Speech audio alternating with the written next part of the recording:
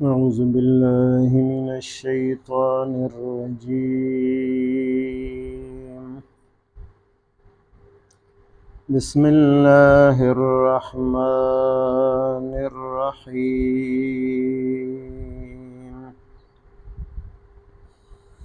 وإن أردتم استبدال زوج مكان زوج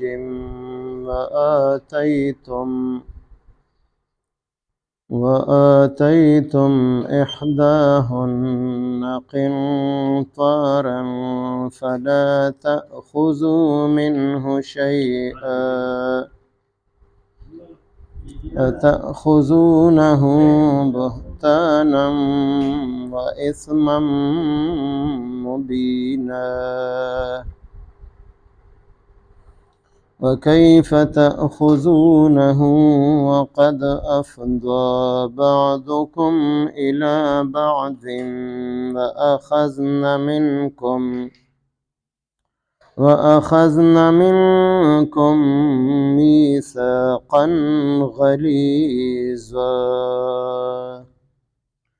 آمنت بالله صدق الله مولانا العظيم.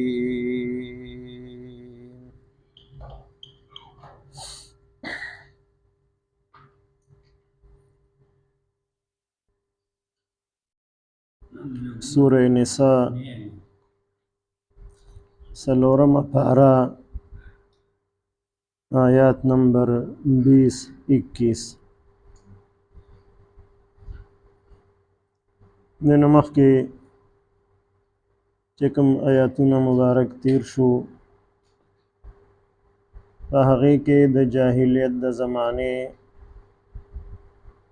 چې کوم رسمونه رواجونه د زنانو متعلق چې هغې سره به ظلم زیاتی کېده د هغې خاتمه الله پاک وکړله. حکم یې راولېږو چې تاسو دې نه ځان بچ وساتئ، زنانو سره ظلم زیاتی مه کوئ. اوس بل یو ظلم زیاتی بیانوي چې د یو کس به خپله بیبي د ده د طبیعت مطابق نه وه او اراده به یې وکړله چې زه دویم واده وکړم، دویمه نکاح وکړم. نو دا لومبنۍ بیبي به یې په څه طریقه باندې تنګوله، تکلیف به یې ورته ورکو، د دې حقوق زوجیت به هم نه ادا کو او دا به یې د نکاح نه جدا کوله هم نه،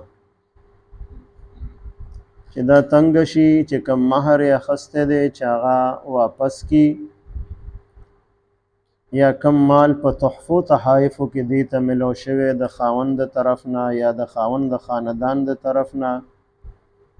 یا د مور او پلار د طرف نه ورته په جهیز کې څه ورکړي شوي دي چې دا د خاوند ته پرېږدي، یا کم مهر د خاوند په ذمه باندې دی هغه ورکړی نه دی چې دا ورته معاف کړي. چې دا هر څه بیا ورته پرېښودل نو بیا به هغه زنانه به د نکاح نه آزاده کړله، هغې له به طلاق ورکړه او بل واده به یې وکړو. نو دې نه الله پاک منع وفرمایله چې دې کې خو د زنانه څه قصور او غلطي نشته دی، لہذا تاسو د هغې نه هېڅ څیز مه اخلئ، دا ستاسو دپاره حلال نه دي، دا ستاسو دپاره جایز نه دي.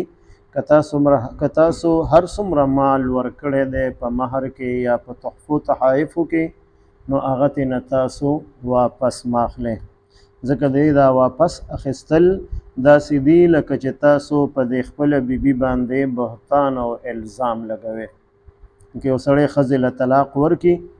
نو د خلقو شک وي چېرې دا طلاق یې ورکړل نو دا به دې ښځه کې به څه نقصان وي ځکه یې طلاق ورله ورکړل. نو تاسو بهتان مه لګوئ په بیبیانو باندې، که طلاق ورکول غواړئ نو ورکړئ ورله، خو د هغې چې د کم مال مالکانې دي نو هغه ترې تاسو واپس مه اخلئ. دې کې یو لفظ قنطارن ذکر دی چې دا د مال یو ډېر لوی مقدار ته ویلی شي. نو دې نه دا معلومه شوله چې مهر هر څومره مقرر کېدی شي چې د انسان په طاقت کې وي، چې د ورکولو طاقت وي، نو هر څومره مهر مقرر کولی شي، د هغې آخري حد مقرر نه دی. د نبي علیه السلام د بیبیانو د لوڼو مهر هغه د 500 درهم نه زیات نو، او 1 درهم 3.5 ماسې سپین زر وي. نو 500 درهم دا د نبی علیه السلام د بیبیانو مهر مقررو. نو یو ځل حضرت عمر رضی الله تعالی عنه د زیات مهر بد وویل چې دا زیات مهر مقرر کول ښه کار نه دی. وایي که دا ښه کارو نو د نبی علیه السلام د بیبیانو به زیات مهر مقرر شوی، د هغې لوڼه واده شوي دي، د هغې به زیات مهر مقرر شوی، لہذا تاسو زیات مهر مه مقرر کوئ. دا په یو لوی مجلس کې خطبه ورکړله، تقریر او بیان یې وکړو. په دغه مجلس کې به زنانه هم په پرده کې ناستې وې او خطبه به اورېدله او بیان به اورېده، د دین مسایل به اورېدل، یو طرف ته به ځان له پرده کې ناستې وې. یو مشره زنانه پاڅېده چې د هغې خوله په کپړه باندې پټه وه، ودرېدله. وی ای عمر رضی الله تعالی عنه، تا چې دا کومه خبره د مهر باره کې وکړه، نو موږ ستا په دې خبره عمل وکړو او که د الله په خبره عمل وکړو. نو حضرت عمر رضی الله عنه حیران شو چې زما خبره څه ده او د الله خبره څه ده. نو تا د مهر باره کې ووایې چې زیات مهر مه مقرر کوئ، او په قرآن مجید کې الله پاک د زیات مهر مقرر کولو اجازت کړی دی. دلته قنطارن دا آیت مبارکې ورته وورو چې الله پاک د طرف نه خو د مهر زیات مقرر کولو څه پابندي نشته دی. نو ته په کوم بنیاد باندې بیا دا بنکې خلق چې تاسو زیات مهر مه مقرر کوئ؟ چې حضرت عمر رضی الله تعالی عنه دا آیت مبارک واورېده، دا د هغې په علم کې و، خو دغه وخت کې ذهن کې خبره نه وه. ذهن کې د نبی علیه السلام د بیبیانو د لوڼو مهر هغه ذهن کې ګرځېدو چې 500 درهم نه زیات نو، لہذا تاسو زیات مهر مه مقرر کوئ. او چې کله د قرآن مجید خبره مخې ته راله، د الله حکم مخې ته راغی، فوراً اعلان وکړو اصابت امرأة واخطأ عمر رضی الله عنه، چې د دې زنانه خبره درست او صحیح ده او حضرت عمر رضی الله عنه په دې خپله خبره کې خطا شوی دی، نو خپله خبره واپس واخیسته. دا یې ونه ویل چې زه خو امیر المؤمنین یم، زه خو د مسلمانانو بادشاه یم او زما دا خبره به نافذ کیږي چې ما کوم اډر کړی. خپل اډر یې واپس واخیستو، خپل حکم یې واپس واخیستو، د خپلې غلطۍ اقرار یې وکړو چې زه په دې خبره کې خطا شوی یم. او دغه زنانه چې کومه خبره وکړه د دې دا خبره درست او برابر ده، او وی فرمایل چې اوس تاسو ته اجازت دی، د الله پاک د طرف نم اجازت دی او زما د طرف نم اجازت دی چې هر څومره مقدار د مهر تاسو مقرر کوئ نو هغې باندې څه پابندي نشته دی. دویمه خبره د مهر د واپس اخیستلو یې دا کړې ده چې تاسو د دې خپلو بیبیانو نه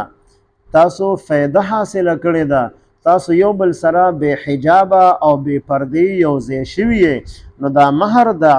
هغې عوض او بدل دی. د دې مهر په بدله کې دا بیبیانې ستاسو دپاره حلالې شوي دي. نو چې کله دا بیبیانې تاسو دپاره حلالې شوې، تاسو دې نه فایده اوچته کړله، نو اوس دا مهر واپس اخیستل د دې نه دا ستاسو دپاره جایز نه دي. دویمه خبره دا ذکر کړې ده چې تاسو په عام مجلس کې چې کوم کې نکاح کېدله، ایجاب او قبول کېده او دغه خاون ویلی دي چې ما قبوله کړې ده، نو په هغې کې د مهر تعین شوی چې د دومره مهر په عوض باندې دا بیبي ما په خپله نکاح کې قبوله کړې ده. نو دا یو عهد او میثاق ستاسو نه اخیستی دی زنانو چې تاسو د مهر اقرار کړی دی، لہذا دا مهر ادا کول هغې ته دا لازم دی په تاسو. که تاسو ورکړی دی مهر واپس به نه اخلي، او که نم دی ورکړی نو هغه مهر ورته ورکې، هغه ورته حواله کې. زباني معاف کول دا معتبر نه دی چې ماته معاف که. فرمایي و ان اردتم استبداله، او کچری تاسو اراده کړی وي د بدلولو زوجن د یوی بیبي، استبدال زوجن د بدلولو د یوی بیبي مکان زوجن په ځای د بلې بیبي، چې چې دا یو بیبي د نکاح نه جدا کې او د هغې په ځای باندې تاسو بله بیبي په نکاح کې واخلې، داسې اراده تاسو کړې وي. وآتیتم او تاسو ورکړې وي احداهن یوې زنانه ته په دغه زنانو کې چې دا کومه ستاسو په نکاح کې ده هغې ته تاسو مهر ورکړی دی قنطارا د مال یو لوی ډیری. قنطار د مال لوی مقدار ته ویلی شي. په ډېر لوی مقدار کې په مهر کې تاسو مال ورکړی دی یا د تحفې په شکل کې تاسو هغې ته څه ورکړي دي. فلا تأخذو نو تاسو ماخلې ای خاوندانو منه د دغه مال نه که د مهر دی او که د تحفې تحایفو دی شیئا څه حصه، نه به ترېنه ټول مال اخلې نه به ترېنه د هغې څه حصه اخلې چې دا ستاسو دپاره حلال او جایز نه دی. اتأخذونه آیا تاسو اخلې دا مال د دې بیبیانو نه، تاسو یې تنګوئ او دې ته جوړوئ چې دا مال دا مهر درته واپس کړي یا نه دی ورکړی چې هغه درته معاف کړي، نو دا تاسو اخلې بهتانا په ناحقه